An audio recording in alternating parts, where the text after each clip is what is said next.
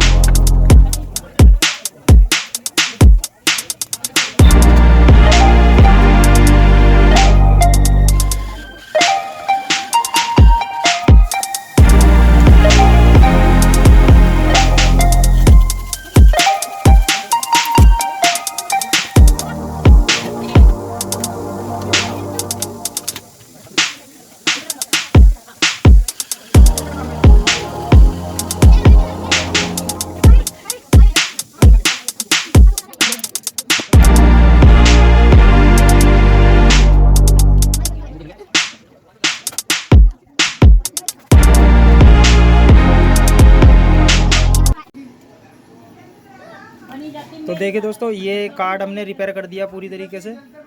आपने देखा था वीडियो में, पूरी तरीके से जला हुआ कार्ड था। और इसके अंदर जो यहाँ पर आपके जो डिस्प्ले के अंदर 88 आ रहा था, वो हमारा इस आईसी की वजह से आ रहा था। ये हमने आईसी चेंज कर दी है 1117। और इसके अंदर वीडियो की भी दिक्कत थी क्योंकि पूरी तरह जल चुका था। आपने देखा था सेटअप बॉक्स को। और ये वीडियो का जो ट्रांजिस्टर था, ये भी इसके अंदर जो है जल चुका था। हमने ये भी नया लगा दिया है। और कार्ड जो है हमारा, ये सॉकेट चेंज कराया है हमने। और जो बाकी जो कंडेंसर जो हमारे कार्ड जले हुए थे, वो चेंज कर दिए हैं। और कार्ड हमारा एकदम ओके है। देखिए, मैं इसको चेक कराता हूँ।